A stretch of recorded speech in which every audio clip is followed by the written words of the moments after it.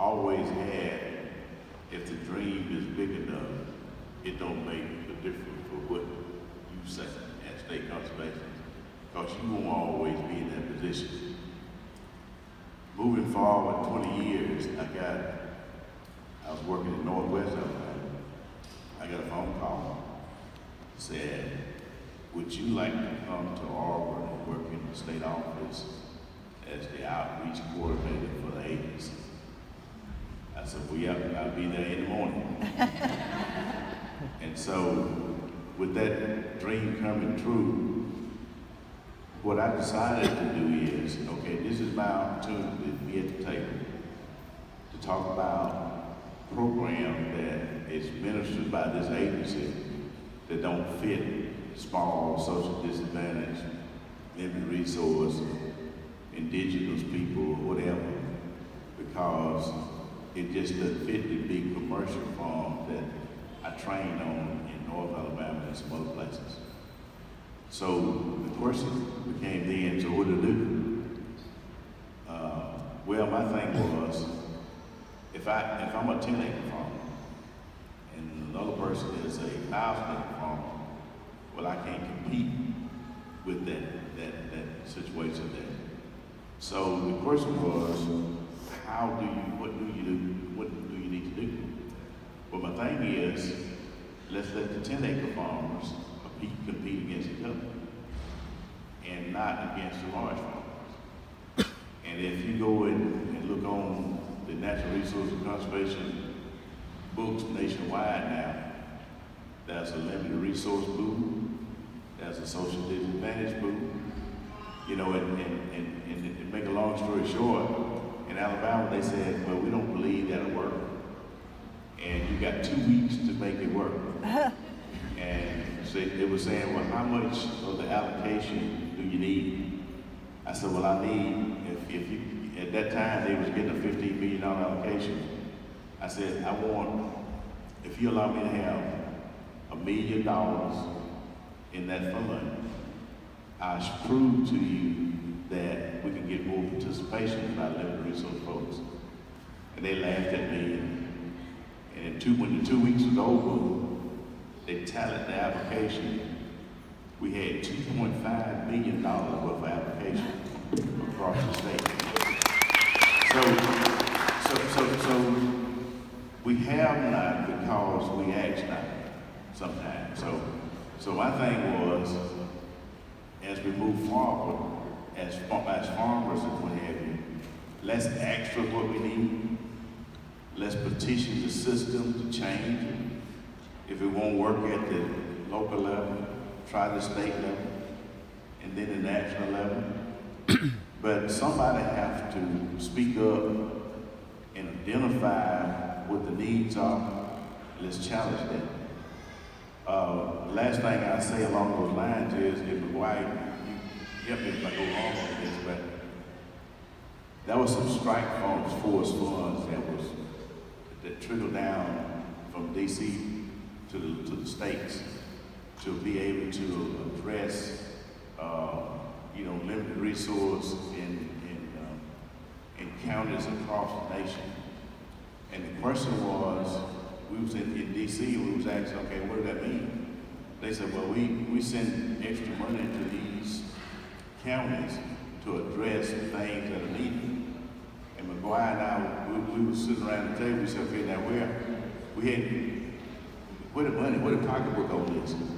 And they said, well, this is at the agency level. So McGuire and I, raise your hand, McGuire, we went and sat and talked with them and say, okay, if you take some of these funds and put them in a pot and let us administer them, we'll show you how it should be done.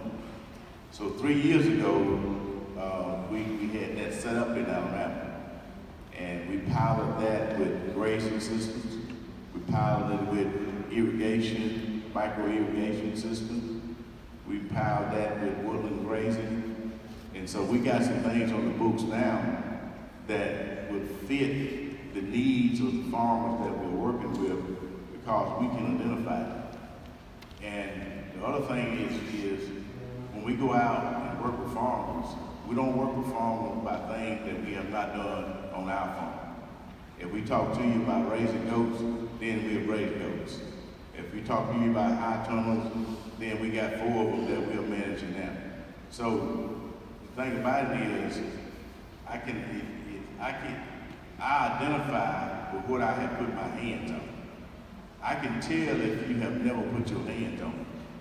And so much, I hear so much people talking about how to do something, but they've never laid hands on it. Until you lay hands on it, you don't really know.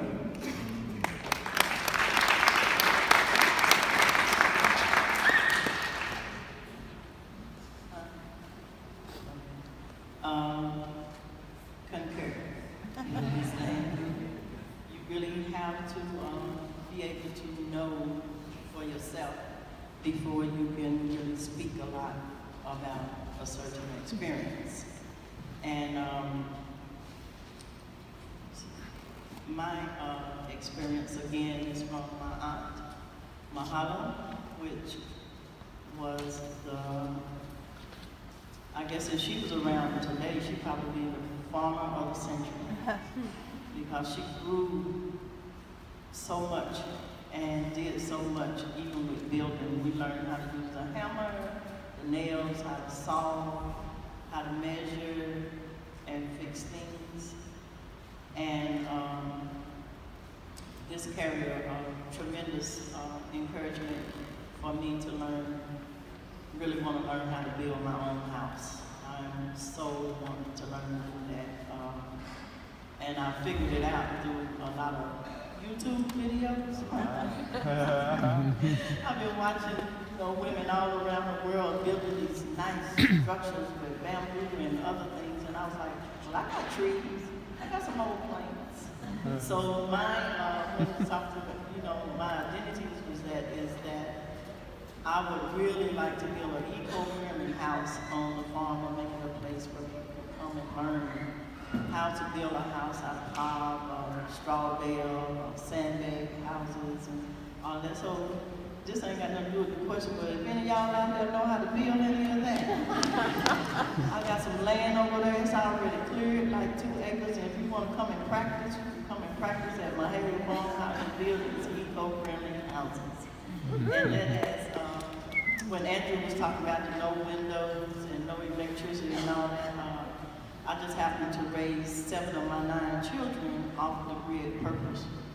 We didn't have electricity on purpose until one day we was teaching them about the democracy system, and the children got together and decided as a democracy they was going to come to the head of the state, which was me and the daddy, and put in a proposal that they wanted electricity.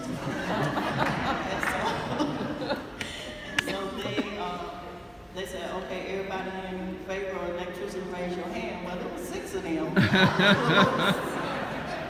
So they quickly learned through their homeschooling about how democracy really works. It's supposed to work by popular carry on. So anyway, we had to go and get that electricity for the children because they outvoted us.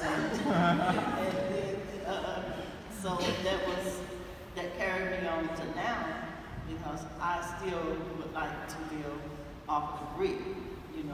That's my aspiration, is to be off of the main grid one day and have my spring water, walking in, not that it was fun back then, but it give me exercise. So strive to, like Andrew said, don't allow no one to deter you from your dream and your vision, and make your dream a vision and make your vision a reality, is what I say. And so thank you very much.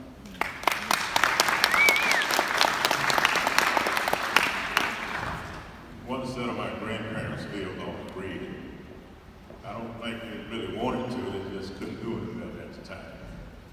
I understand living on the grid situation as you aspire to be out what you love. I have a lot of experiences that I'd like to share with you, but I'm going to try to cut this down to a $25 speech at this point. I've had an opportunity working in agriculture and farming to work with some of the largest farmers in this nation. Had a lot of work that we done back in the 80s. We had farm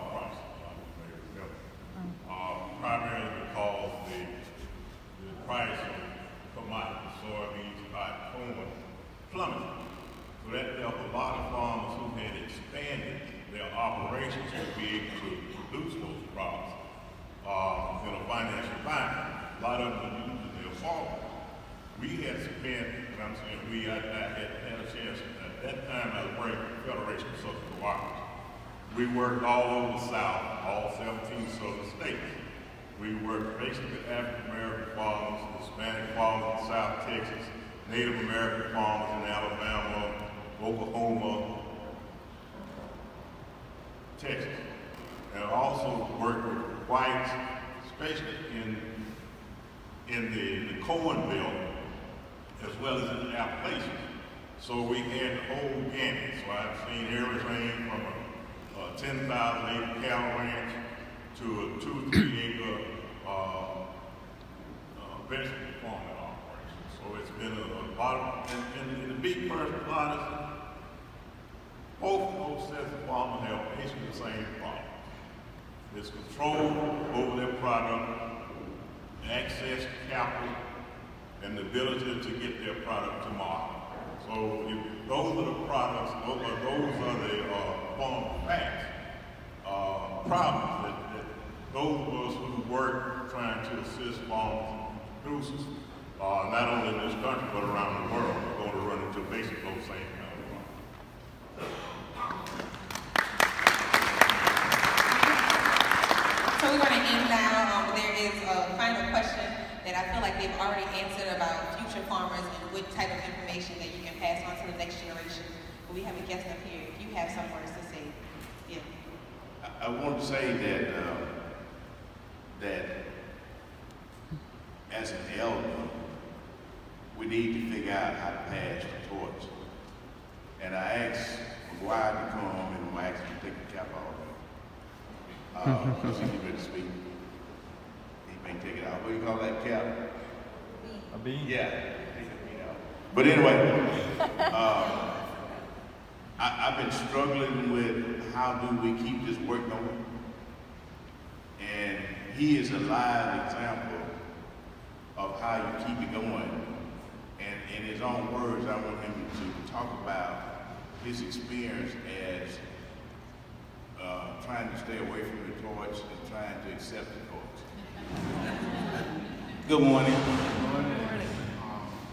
So as I was sitting over there, I'll make this very quick. As I was sitting over there, I had a feeling he was going to call me because he kept looking over there, pointing and saying, raise your hand. So I started getting some words together.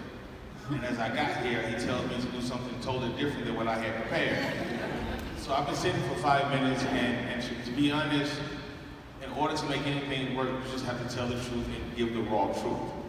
So a few years ago, maybe 4 years ago, I saw him in church. We live about 5 miles apart.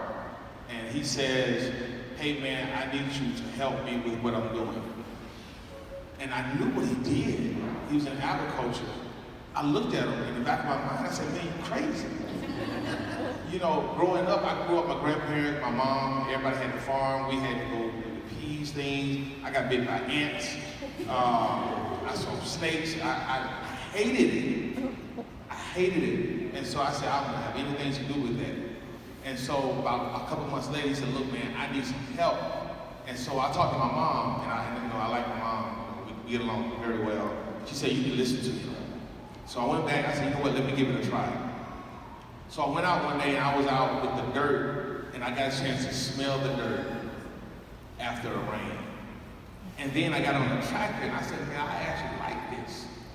And what happened was, I found out that I was disconnected from the land. And so once I was connected back to the land, then I was able to see the importance. But one thing that I did though, I listened to him. I told him the other day that I value his opinion, even though I don't always do what he said he wants done, but I value his opinion. But in order for the generation after the elders and after that, the millenniums and everybody after the baby boomers, in order for the next generation to get it, you have to allow the next generation to make it work and not dismiss their feelings. A lot of the time we want to take the next generation and say, you do it exactly like this, and this is the only way you do it. Once you are not afraid to cross that line. Like we're working on a piece now where we're using technology to train farmers. Well, everybody, all millennials now have their phone when they get up, when they go to bed, and everything else. So you take that and you make that work with the next generation. But the largest key is the next generation has to listen to the elders. You know, all throughout time, when you didn't have books, everything was passed down through storytelling. And it's the same today. You can learn a lot from listening to the elders, take their experience, and apply it in today's technology and the way we do things, and we can keep everything going. But you have to come together with the elders and the next generation to make it work. Because most next generation think, I can't make money in agriculture, and that's a lie. You can make money in agriculture, but you have to put all the pieces together. So I do appreciate everything that he's passed down. In the beginning, I hated agriculture. I did not want to go, because all I remember was ants biting me, and I'm trying to get out of it. I did not want to be a part of that. I can't play basketball and all that. But then I found out that agriculture is actually a part of all of us. And once you can teach the new generation that the land is part of you. One other thing, I'm gonna be quiet. I thought he was crazy. He said, come go out with me. I'm gonna walk the land. The land's gonna talk to me and tell me what the land needs. I ride in the truck with him, I started to get out. I said, you gonna talk to what? And they're gonna tell you what? And I looked at him, he didn't see me, I looked at him, and I wondered, is he really crazy? But then as I got out there and I walked the land, I found out that the land will talk to you. The land will show you where the watershed and where the water goes down. The land can tell you there's erosion and what's needed here. When the land gets sick, the land has certain indicators to show you that a tree is sick. And so what I found out is that we cannot dismiss what the elders are telling us, because all of it plays a part in our lives.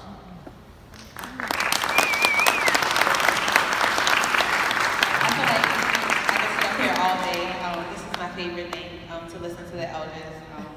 I'm from New Orleans. I never thought I would be in Tuskegee with agriculture, and like that land really did talk to me and take a hold on me. So I'm there. I'm here for the long haul. I'm appreciative of all of the things that y'all put forth, buying some land, talking to the land, connecting with it, and just hope that we can take some of these things and keep the torch going. So, just a few housekeeping things. We do have the youth forum and also career panelists, and they need to be dismissed after this.